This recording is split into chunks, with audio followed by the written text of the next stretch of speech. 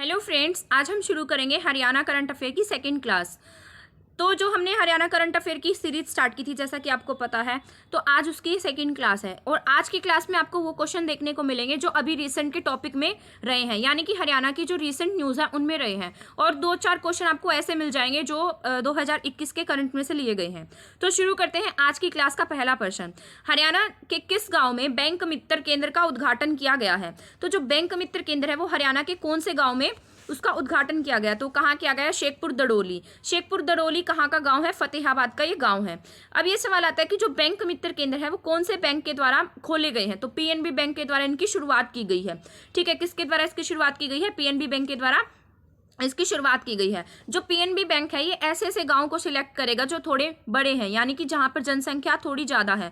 और इसका जो उद्देश्य है वो ये है कि वहां पर जो लोग रहते हैं उन्हें पैसे के लेन देन में कोई भी किसी प्रकार की कोई भी दिक्कत ना आए, इसलिए इसका उद्घाटन कहाँ किया गया है? शेखपुर दड़ोली, फतेहाबाद में। इसके बाद आता है हरियाणा के किस जिले में बासमती चावल पर पायलट प्रोजेक्ट शुरू किया गया है? तो जो पायलट प्रोजेक्ट की शुरुआत है वो कहाँ से की गई है? करनाल नीलोखेड़ी। कहाँ की गई है? करनाल नीलोखेड़ी में इसकी शुरुआत की गई है। इसका जो उद्देश्य है वो ये है कि जो भी चावल की किस्में हैं उनको बढ़ावा देना। ठीक है, चावल के अलग अलग जो वैरायटी है उसको बढ़ावा देना। इसके बाद आता है हरियाणा सरकार की नीतियों को देखते हुए एशिया वन मैगजीन द्वारा कोविड-19 कमिटमेंट अवार्ड 2020 से 21 से किसे सम्मानित किया गया है? तो 2020 से 21 में सम्मानित किसे किया गया है और वो कौन सा अवार्ड दिया गया? कोविड-19 कमिटमेंट अवार्ड। और किसके द्वारा दिया गया है? एशिया वन मैगजीन के द्वारा वो अवार्ड दिया गया है। ठीक है, तो किसे दिया गया? वो दिया गया है मनोहर लाल खट्टर को। किसे दिया गया है? मनोहर लाल खट्टर को ये अवार्ड से सम्मानित किया गया है। और किसके द्वारा दिया गया? एशिया वन मैगजीन के द्वारा। ये इसलिए दिया गया है, मतलब जब कोविड-19 था तो हमारे हरियाणा की इकोनॉमी और जो भी सोशल काम है वो सब सही रहे थे, तो इसलिए हमें ये अवार्ड से सम्मानित किया गया है। और मनोहर लाल खट्टर जी ने ये अवार्ड उन्हें समर्पित कर दिया है जिन्होंने कोरोना रहते हुए बहुत से सामाजिक काम किए थे, जैसे जो कोरोना वॉरियर्स थे उन्हें ये अवार्ड, जो मनोहर लाल जी हैं उन्होंने ये अवार्ड उन्हें दे दिया है। इसके बाद ब्रिटेन, बांग्लादेश और फिलीपींस द्वारा डॉक्टरेट की मानद उपाधि से सम्मानित होने वाले हरियाणा के प्रथम व्यक्ति कौन है? तो किसके द्वारा सम्मानित किए गए हैं? वो ब्रिटेन, बांग्लादेश और फिलीपींस, 3 देशों के द्वारा उन्हें डॉक्टरेट की मानद उपाधि दी गई है। तो वो किसे दी गई है? सत्यवान सौरभ, प्रियंका या ए और बी दोनों? तो वो दोनों को दी गई है। सत्यवान सौरभ और प्रियंका दोनों को ये मानद उपाधि से सम्मानित किया गया है। ये जो दोनों हैं ये हस्बैंड वाइफ हैं, यानी कि दंपत्ति हैं। और ये जो दोनों हैं ये सामाजिक काम करते हैं, सामाजिक काम के लिए लेख भी लिखते हैं, ये लेखक भी हैं। तो इन्हें किससे सम्मानित किया गया है? डॉक्टरेट मानद उपाधि से सम्मानित किया गया है। डॉक्टरेट मानद उपाधि जो होती है वो एक तरीके का सम्मान होता है जो इन्हें 3 देशों के द्वारा दिया गया है। ये जो दोनों दंपत्ति हैं ये हिसार के बड़वा गांव से है। कहाँ से हैं? हिसार के बड़वा गांव से ये बिलोंग करते हैं। ठीक है, इसके बाद आता है हरियाणा के कितने स्थानों पर श्रम पुनर्वास केंद्र खोले जाएंगे? तो जो श्रम पुनर्वास केंद्र हैं वो हरियाणा के कितने कहाँ पर खोले जाएंगे? वो खोले जाएंगे 4 जगह पर खोले जाएंगे। ठीक है, अब ये सवाल आता है कि कहाँ कहाँ खोले जाएंगे? तो एक खोले जाएंगे आपके गुड़गांव में, एक मानेसर में, और एक खोला जाएगा आपका फरीदाबाद में, और एक खोला जाएगा आपका पानीपत में। ठीक है, और अब ये सवाल आता है कि जो श्रम पुनर्वास केंद्र हैं वो क्या होते हैं? जिस तरह से हमारे हरियाणा में बहुत से लोग काम करने के लिए आते हैं, जैसे यूपी से, बिहार से, तो वो साथ में अपने बच्चों को भी लेकर आते हैं, पर जब वो जहाँ काम करते हैं वहाँ स्कूल की फैसिलिटी नहीं होती, तो इसलिए हरियाणा सरकार ने क्या किया है, जो हरियाणा सरकार है उसके द्वारा ये श्रम पुनर्वास केंद्र खोलने की स्कीम लागू की गई है, जहां पर इनके बच्चों को प्रॉपर पढ़ाया जाएगा। ठीक है, तो कितने राज्यों में खोलने की बात कही गई है? 4। ठीक है, इसके बाद आता है हरियाणा की 3 सगी बहनें जिनका चयन वर्ल्ड ताइक्वांडो चैंपियनशिप 2020 में हुआ है, वे हरियाणा के कौन से जिले से हैं?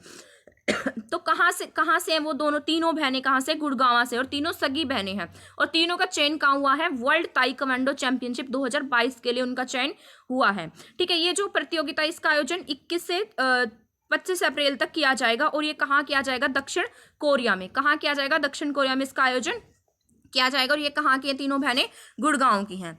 ठीक है, इसके बाद आता है 22 मार्च को वोटर डे के अवसर पर पानी की जांच के लिए मोबाइल वैन कहाँ से चलाई गई है? तो जो 22 मार्च था, 22 मार्च को जैसा कि आप सबको पता है हम क्या मनाते हैं? वोटर डे मनाते हैं। तो इसके अवसर पर पानी की जांच के लिए क्या चलाई गई? एक मोबाइल वैन चलाई गई। तो हरियाणा के कौन से जिले से चलाई गई है? तो कहाँ से चलाई गई? आपकी पंचकुला से। कहाँ से चलाई गई है? पंचकुला से वो चलाई गई है। ठीक है, इसका जो उद्देश्य है वो अलग अलग जगह पर जाकर पानी की जाँच करना है कि यहाँ का जो वाटर क्वान्टिटी है वो कैसा है। ठीक है, इसके बाद है स्नेहा तंवर ने यूथ एशियन बॉक्सिंग चैंपियनशिप में कौन सा पदक जीता है? जो स्नेहा तंवर है उन्होंने हाल ही में बॉक्सिंग चैंपियनशिप में एक पदक जीता है, तो वो कौन सा पदक जीता है? कांस्य पदक जीता है। अब ये सवाल आता है स्नेहा तंवर कहाँ से हैं? स्नेहा तंवर हरियाणा के कैथल से हैं, ठीक है, कैथल के केवड़क गांव से हैं। ये कहाँ से बिलोंग करती हैं? कैथल के केवड़क गांव से। और क्या जीता है इन्होंने? कांस्य पदक जीता है। और इस प्रतियोगिता का आयोजन कहाँ किया गया था? यूथ एशियन बॉक्सिंग चैंपियनशिप का आयोजन जॉर्डन में किया गया था। कहाँ किया गया था? जॉर्डन में इसका आयोजन किया गया था, ठीक है। इसके बाद है हरियाणा की कौन सी जेल कैदियों को खेल की कोचिंग देने वाली राज्य की पहली जेल बनेगी? तो जो हरियाणा की कौन सी जेल है जो कैदियों को क्या देगी? खेल की ट्रेनिंग देगी। तो कौन सी जेल बने, कहाँ की जेल है? वो है कुरुक्षेत्र की जेल। कहाँ की? कुरुक्षेत्र की, ठीक है। कुरुक्षेत्र के साथ साथ 12 ऐसे और राज्य हैं जो क्या देंगे? अपने जो कैदी हैं उन्हें खेल की ट्रेनिंग देंगे, ठीक है। इसके बाद आता है हरियाणा के किस जिले में राष्ट्रीय खेल संस्थान की तर्ज पर हरियाणा राज्य खेल संस्थान की स्थापना की जाएगी? जो हरियाणा राज्य है वहां पर राष्ट्रीय खेल संस्थान यानी कि जो नेशनल स्तर पर बना हुआ है उसकी तर्ज पर क्या बनाएगा? हरियाणा अपना राज्य खेल संस्थान बनाएगा। तो कहाँ बनाया जाएगा? वो बनाया जाएगा आपका पंचकुला में। कहाँ बनाया जाएगा? पंचकुला में बनाया जाएगा। पंचकुला में ही क्या बनेगा? स्पोर्ट्स इंजरी रिहैबिलिटेशन सेंटर बनेगा, और वो यहीं पर बनाया जाएगा जहाँ पर क्या बनेगा? हरियाणा राज्य खेल संस्थान बनेगा, ठीक है। ये अभी बजट में ही कहा गया था हरियाणा सरकार के द्वारा कि क्या बनाया जाएगा? स्पोर्ट्स इंजरी रिहैबिलिटेशन सेंटर बनाया जाएगा, ठीक है। इसके बाद आता है कौन से राज्य की विधानसभा में इतिहास में पहली बार 81 ध्यान आकर्षण प्रस्ताव पारित किए गए? पहली बार ऐसा हुआ है कि क्या पास किए गए? 81 ध्यान आकर्षण प्रस्ताव पास किए गए। तो कहाँ की सरकार के द्वारा की गई? कौन सी विधानसभा थी? कौन से राज्य की विधानसभा थी? तो वो थी आपकी हरियाणा की विधानसभा। कहाँ की? हरियाणा विधानसभा में अब की बार क्या हुआ है? 81 ध्यान आकर्षण प्रस्ताव लाए गए हैं। उनमें से केवल 21 पर ही चर्चा की गई है, मतलब 21 ही ऐसे हैं जिस पर चर्चा की गई है। और कितने ध्यान आकर्षण प्रस्ताव लाए गए थे? 81। यानी कि ध्यान आकर्षण प्रस्ताव ये होता है कि आप किसी एमएलए या मंत्री से कुछ पूछना चाहते हैं तो उस पर आप ध्यान आकर्षित करते हैं उनका, ठीक है, तो उनके अपने प्रश्नों का वो उत्तर देते हैं। तो उसमें से केवल 21 पर ही बहस की गई है, ठीक है। और ये अब ये आता है कि अब की बार जो विधानसभा चली थी उसमें कितने विधेयक पारित किए गए? उसमें 18 विधेयक लाए गए थे। 18 में से केवल 15 विधेयक ही जो विधानसभा है उसमें पारित किए गए। उसमें से जो 2 विधेयक थे वो परवर समिति को दे दिए गए और 1 विधेयक सरकार ने वापस ले लिया, ठीक है। इसके बाद आता है हरियाणा का पहला 4 मंजिला बस स्टैंड कहाँ बनाया गया है? तो बनाया गया आपका फतेहाबाद में। ये 2021 के करंट का क्वेश्चन है, ठीक है। बाद आता है हाल ही में प्रदूषित शहरों की रिपोर्ट में हरियाणा के कितने शहर शामिल हैं? ये सबसे इंपॉर्टेंट क्वेश्चन है। इसमें से कई बार आपको क्वेश्चन देखने को भी मिला होगा पिछले एग्जाम्स में भी कि आपके पॉल्यूटेड शहरों के बारे में पूछ लिया जाता है कि सबसे पॉल्यूटेड शहर कौन सा रहा। तो ये जो रिपोर्ट है ये स्विस ऑर्गेनाइजेशन IQAR के द्वारा प्रकाशित की जाती है, ठीक है। इस रिपोर्ट में हरियाणा के कितने शहर शामिल है? तो इसमें हरियाणा के 5 शहर शामिल हैं।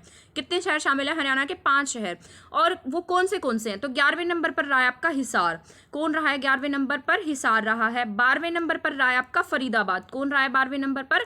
फरीदाबाद रहा है, ठीक है। इसके बाद आता है 14वें नंबर पर रहा है आपका रोहतक। कौन रहा है?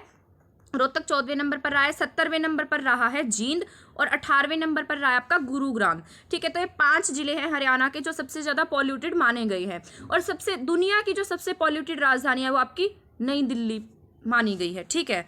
इसके बाद आता है किसे हरियाणा पंजाब हाई कोर्ट ने जीवित व्यक्ति का दर्जा दिया है? तो ये भी आपका 2021 का करंट का क्वेश्चन है। तो किसे दिया है? वो सुखना लेख को क्या दिया गया है? जीवित व्यक्ति का दर्जा हरियाणा पंजाब हाई कोर्ट के द्वारा दिया गया है। इसके बाद आता है हरियाणा सरकार ने कब तक सरकारी बसों और वाहनों को इलेक्ट्रिक करने का लक्ष्य रखा है? तो जो जितने वाहन हैं उन ऐसा माना है हरियाणा सरकार ने कि तब तक हमारे जितने भी वाहन हैं वो सब क्या हो जाएंगे? इलेक्ट्रिक हो जाएंगे। तो कौन से ईयर तक रखे हैं? तो रखे हैं 2029 तक। कब तक रखे हैं? आपके 2029 तक हरियाणा सरकार के द्वारा ये मतलब माना गया है कि जितने भी वाहन हैं वो हरियाणा में क्या हो जाएंगे? इलेक्ट्रिक हो जाएंगे। इसके बाद आता है हरियाणा में अंतर्राष्ट्रीय स्तर का फुटबॉल स्टेडियम कहाँ बनेगा? ये भी 2021 का क्वेश्चन है, ठीक है। तो कहाँ बनेगा आपका? अंबाला में। कहाँ बनाया जाएगा? इंटरनेशनल स्तर का फुटबॉल स्टेडियम आपका कहाँ बनाया जाएगा? अंबाला में। तो आज की क्लास हमारी यहीं खत्म होती है। आई होप आपको ये क्लास पसंद आई होगी। अगर आपको मेरी क्लास पसंद आती है तो हमारा चैनल GK विद मी उसे सब्सक्राइब करना ना भूलें और हमारी वीडियो को शेयर करना ना भूलें। थैंक यू, धन्यवाद।